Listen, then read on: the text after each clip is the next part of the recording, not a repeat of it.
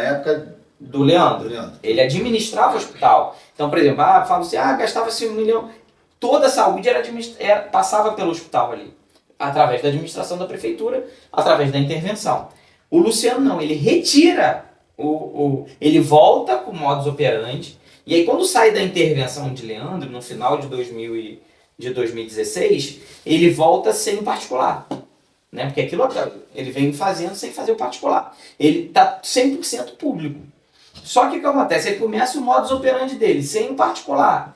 E dependendo de algumas metas que tinham que ser cumpridas pelo presidente na época, e o Luciano argumenta que ele não cumpriram essas metas de que seriam as certidões, mesmo que ele pagasse em dia, mas as que ficaram para trás ele não conseguiu. Mas isso é uma coisa que era a longo prazo. E é um entendimento, e todo entendimento que a gente teve é o seguinte, a boa vontade. Eu acho que faltou boa vontade, Eduardo. Porque o que acontece? É o único hospital do município, entendeu? Quantas vidas pode se perder numa questão de segundos?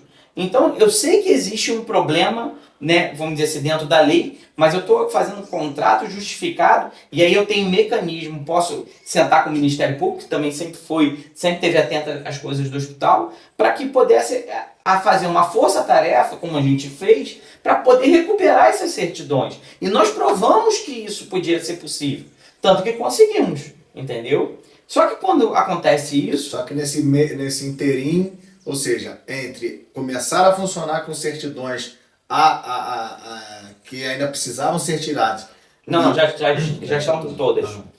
Estavam todas. Nós protocolamos na Câmara, na Prefeitura e no Ministério Público.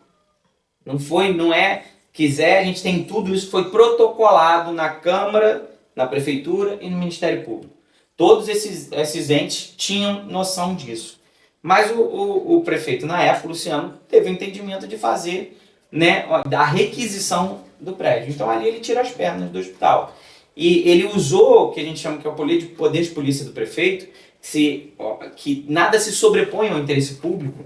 Né? Por exemplo, se ele pode, é um mecanismo que existe, que se ele achar que a sua casa é bom para o município, ela vai cumprir algum efeito, ele pode fazer a requisição daquele imóvel, né? Mas dentro dessas condições de aluguel que nunca foi pago, né?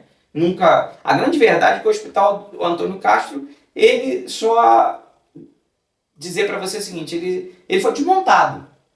Ele foi desmontado. Eu quero que alguém me prove ao contrário que não foi.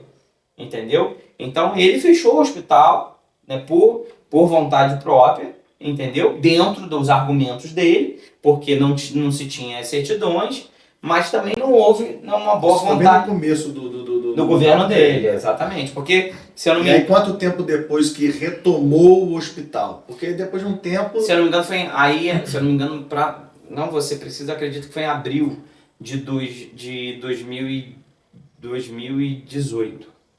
Né? Quando ele entra no hospital, ele entra no hospital porque houve aquela audiência pública, e aí a gente já tinha tudo, e ele foi para fazer uma chamada visita técnica, e ali ele já virou e falou, não, eu estou requisitando junto com a secretária de saúde, na época, junto com vereadores, né, junto com a reabertura. Não a reabertura, ele simplesmente requisitou, e ali ele transferiu toda, aí aquilo que eu falei, e perdura esse decreto de requisição até hoje. O modus operandi é o mesmo até hoje. Tá? O modus operandi é o mesmo, não mudou. Só mudou quem está gerindo. Né? A empresa que está organizando, a OS que está tomando... E de lá para cá, Davi, porque a gente sabe que a saúde pública é um problema. Existem lugares onde são melhor geridas, outros lugares têm mais dificuldades. Hoje, de lá para cá, diante de todo esse cenário, qual é a sua visão, qual é a sua posição sobre esse aspecto diretamente? Eduardo, eu não posso ter uma regressão. Né? Para mim, regressão na gestão, né? Por exemplo, se a gente tinha, igual vou dar um exemplo, a gente tinha o gente, né? Que eram os jogos estudantes, nós tínhamos gente, nós tínhamos jazz, nós tínhamos, né, várias etapas do campeonato carioca de futsal de salão, entre com times cariocas aqui dentro. E eu não tenho nada hoje, eu não posso regredir. Eu estou lidando com gestão, eu sou formado em gestão pública. Né? Eu não posso, eu acho que o maior prazer do gestor é ele realizar. Eu vejo, e aí não é justificativa. Eu estou dizendo em relação ao hospital. Não, também. eu tô falando nessa questão, por exemplo, eu tinha um hospital que operava, que tinha os melhores médicos, que era referência na região, eu não posso ter o que tem hoje. O que está acontecendo que a gente vê o tempo todo nas redes sociais e nas esquinas. As pessoas com falta de atendimento, com falta de exame, com falta de remédio, com situações de onde você vê filas e filas dentro do hospital. A gente não pode ter uma saúde onde a gente tem a deficiência no atendimento e uma deficiência em que as pessoas precisem buscar o seu... Cara, saúde. Isso não é uma questão de, tipo assim, ela pode morrer por falta de um exame. Mas além da questão do hospital, que você já me traz esse panorama, dentro de um aspecto mais amplo, que a saúde do município, ela passa talvez até mais pelo atendimento dos postos, daquela coisa do rotineira, o hospital acaba sendo que você, assim, uma coisa mais emergencial, ou então na detecção de algum problema. Não, a função dele é de médio. Não, a função dele. A grande verdade é que os hospitais de interior é a primeira porta. Por que hoje existe reclamação sobre a questão da saúde no município e o que você identifica que poderia ser um caminho para melhorar? Cara, eu acho que a deficiência é a falta dos médicos. Eu acho que falta quantitativo. A gente tem uma população crescente, entendeu? Então, por exemplo, a gente tem que cada vez crescer. Então, também vai crescer, a população vai envelhecendo, as pessoas vão necessitando mais dos atendimentos, a gente precisa de ter mais especialidades, mais contingente, mais médico, mais técnico de enfermagem, mais enfermeira. A gente precisa investir nisso, né? Eu preciso precisamos fazer concurso público. A gente precisa ter mais profissionais aqui dentro. Você vê que ao tempo, os melhores médicos da nossa região envelheceram, Eduardo. Né? Então, por exemplo, de certa forma, a gente precisa repor esses médicos. Mas a gente precisa o quê? Que a gente aumente o contingente. A gente precisa descentralizar a saúde. Né? A ideia quando se trouxe o pronto-socorro lá em 2016 era para tirar, porque antigamente tinha aquela questão, a pessoa passava mal, ou uma dor de barriga, uma coisa, ia para o hospital. Pronto-socorro 24 horas, que é o sistema daquela OBS, aquilo, né, se dizia que vai fazer o hospital. Não, aquilo ali ela vem padrão para ser um pronto-socorro, um lugar de atendimento de emergência, para que você pudesse desafogar o hospital, para que o hospital ficasse só para média e alta complexidade, que é um acidentado, que é uma pessoa precisando de um CTI, de uma UTI. E a gente vê, por exemplo, exemplos aqui na nossa região, por exemplo, o Hospital de Cantagalo tem um CTI, Cordeiro que fechou o CTI. Não tem lógica isso. Eu tenho que aumentar, eu tenho que aumentar a condição. A especialidade. A especialidade e a condição. Por exemplo, hoje a gente tem dificuldade em vagas. E a gente tem outra demanda. Não pode, cara, é muito ruim. Quantas pessoas, se você pegar o quantitativo de pessoas que saem de Cordeiro, da nossa região, para poder fazer serviços, para ter atendimento, né? Por exemplo, hemodiálise, que é algo realmente muito delicado, a pessoa passa mal, né? A pessoa que está dando tratamento de câncer. Cara, essa viagem é sacrificante. Por que não? Por que não? A nossa ideia na época era trazer, a gente tem uma deficiência. Era para ter 70 cadeiras de hemodiálise na nossa região, só tem 20 em Friburgo. Aí você tem que procurar Três Rios, Rio de Janeiro, entre outros lugares, para poder fazer esse atendimento. Por que não fazer aqui? Por que não investir Essa aqui? É uma briga política, né? Exato. E isso tem como. Tem como porque se você realmente se predispõe a ser um gestor público, a sentar numa cadeira como prefeito, como vereador, não importa. Cara, eu tenho que buscar os mecanismos. As portas vão se abrir em Brasília, vão se abrir no governo do Estado. Agora, e a persistência? Exatamente. Foi assim que a gente conseguiu. Foi assim que eu consegui muitas das emendas que eu consegui. Por exemplo, se pegar aí, só em Cordeiro, nesses últimos 4 anos, foi mais de 5 milhões. 2 ônibus de transporte escolar, uma creche de 2 milhões e 46, que está aí, que foi colocada no início desse governo aí, né? Carro utilitário para agricultura, com rolo compactador, fora emenda para então, Covid. Deixa eu entrar nesse detalhe, que assim, para você estar se postulando a ser candidato, pré-candidato, né? Para estar se postulando a ser um pré-candidato, a concorrer ao cargo público do executivo, é porque você não concorda ou acredita que pode oferecer melhores condições do que o atual governo. Eu queria que você pudesse fazer uma análise sobre o atual governo e de que forma que você acha que você pode contribuir para o debate público e para a execução de tarefas e condições que melhorem o município. Cara, eu não gosto de tacar pedra, porque aí vão dizer assim... Você é pré-candidato, vice de Rodrigo. Então, sim, só para as pessoas se situarem, sim, né, isso se formalizou muito recentemente. Sim. Então, eu queria que você pudesse fazer essa avaliação. Por que você acha, por que você não considerou apoiar o atual governo em detrimento de se colocar à disposição? O que você acha que pode melhorar e que seria mais ou menos nesse sentido? Por exemplo, primeiro, assim, eu estava com o Rodrigo antes, né? Eu te falei, na outra a gente chegou a ensaiar com ele, vindo como pré-candidato a prefeito, né? Ele viu que não tinha condições para ele, era o entendimento dele, e nessa agora a gente já estava com ele, a gente tem, né, a gente fez um vereador, o Thiago, que estava eu como presidente de partido na época, a gente tem o vereador André, e eu já estava com o Rodrigo, porque por que eu estava com o Rodrigo? Porque eu aposto no novo, e para mim o novo é ele. O que estão se apresentando, cara, para mim a continuidade, são dois lados da mesma moeda. O atual, o que já passaram e o que estão, ponto. Entendeu? Eu acho que realmente o novo é Rodrigo, eu já estava com ele por conta disso. E quando o Rodrigo me faz o convite através do grupo, né, o grupo se uniu e falou, não, Davi, eu acho que você soma bastante na nossa pré-candidatura e queria saber se você quer vir com a gente. Já era uma pretensão minha, né, de ou lançar pré-candidatura a prefeito ou pré-candidatura ou compor na chapa de vice. E eu aceitei porque, assim, como eu te falei, para mim, eu aposto no novo. Eu costumo brincar o seguinte, né? Deixa o outro me enganar, né? Porque, tipo assim, a questão é uma brincadeira, porque, assim, os outros eu já conheço. Vamos apostar nele. Estou falando como, assim, eleitor, né? Mas como uma posição de pré-candidato a vice, o Rodrigo, para mim, é um cara que ele traz uma coisa que me dá muita esperança. O Rodrigo é um cara humano. O Rodrigo é um cara que tem sensibilidade. A nossa população precisa um pouco disso. Pouco não, acho que precisa muito disso. De alguém que esteja aí no dia a dia. Alguém que sinta as dores. Alguém que realmente se sensibilize com a condição das pessoas. Porque por mais que a nossa cidade seja uma cidade, né, totalmente urbanizada, comercial, a gente tem muitas mazelas. Por conta desse crescimento grande da nossa cidade, da nossa região. E eu acho que a gente precisa de alguém com o olhar de Rodrigo. Um cara que realmente tem um coração que ele às vezes até realmente as pessoas o enganam por conta disso, porque ele acredita demais nas pessoas. E isso para mim é um ponto positivo, sabe por quê? Porque na hora das pessoas que realmente precisam, elas vão ter alguém para bater na porta e atender elas.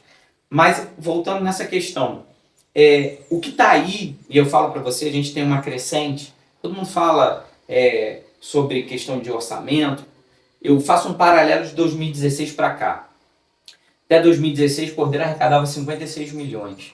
Né? Em 2016 houve uma grande quebra no Estado, e no governo federal, a crise. Né? Mas os anos que se seguiram, né? Por exemplo, o Luciano terminou o mandato dele com um orçamento de 70 milhões ano. O Leonan hoje está beirando 150, 160 milhões.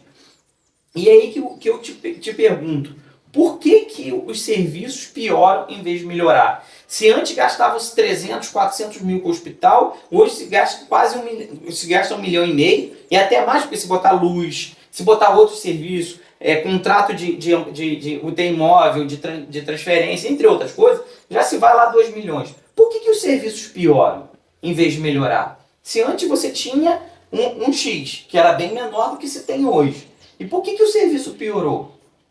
Porque falta gestão, porque falta competência, porque falta colocar as pessoas certas no lugar certo. Falta contratar realmente pessoas para poder efetivar esse serviço. Por que não? Por que falta médico? Por que as pessoas estão demorando no atendimento? Porque falta pessoas para atender. Então, a saúde, como você falou, ela é o calcanhar de Aquiles de todos os gestores? Mas a questão toda é que no município de Cordeiro eu não vejo esse cantagalo. Eu não vejo isso. Cantagalo, inclusive, é necessário ressaltar, o Márcio eu considero um excelente gestor e vem se colocando como a melhor saúde, não sei se só nessa não só nessa região, mas parece que do estado. Não, tem São Sebastião do Alto. Olha o hospital de São Sebastião do Alto. A gente tem exemplos aqui que, assim, eu dou até um conselho. né, não sabe fazer, pede exemplo. Eu converso, você fala, uma coisa que você perguntou lá no começo, por que eu converso, por que eu conheço? Porque eu pergunto, porque eu tenho a humildade de chegar e perguntar para conhecer melhor. Até porque, o que eu falo hoje eu me sinto muito mais preparado para exercer uma função de execução, porque eu sei os caminhos, eu sei quem pedir, eu sei como chegar, como fazer, como preparar uma equipe para isso, entendeu? Então eu sei como fazer isso. Por isso eu estou me colocando à disposição, né, como pré-candidato a vice, nessa composição da chapa. Eu quero até agradecer a confiança do Rodrigo e do grupo, né, de oposição, né, que está aí. Nós vamos para a campanha do jeito que a gente está, né, não temos... O que nós temos é a nossa cara e também uma outra coisa, Eduardo. A maioria dos prefeitos tiveram meus apoios, os que estão aí foram de certa forma, muitos falaram, mas eu ajudei, eu tive em campanhas, mas eu cansei. Eu cansei de perder com a cara dos outros. Eu cansei de ganhar com a cara dos outros. Que eu perco e ganho com a minha. Sabe por quê? Porque eu estou cansado de colocar minha confiança e não ver a coisa acontecer. Por exemplo, aonde você se decepcionou, por exemplo, com os últimos 2 mandatos, os últimos 2 governos? A primeira questão, né, do outro prefeito foi a questão do hospital, ponto. Sendo que, na época da pandemia, ele veio até mim, né, eu trouxe respirador para cá, ele até teve um ato bacana de humildade, de perguntar como, naquela época eu estava nessa correria, botando respirador, correndo atrás de recursos do Covid. Então ele fez boa gestão do Covid, né, e assim, eu acho que isso é a troca, independente de eu não querer estar com ele hoje, mas isso é o outro. Eu ajudei no que eu podia, no começo do governo ele foi até a mim, coloquei a creche, coloquei, né, tem algumas coisas que ficaram, que a maioria das coisas entraram do governo passado para cá, né, então se efetivar, né, até agora a única coisa que não se efetivou foi a creche, né, ela está empenhada, não sei o trâmite, porque isso é um trâmite interno da prefeitura, e espero que ela se efetive, né, que é importante. Nós temos uma deficiência. Já o Luciano já tinha essa deficiência quando ele, né, ele usou o Santa Mônica para criar uma creche. Então nós trouxemos uma em 2000, começo do governo do atual, de 2.046. Eu tenho tudo isso.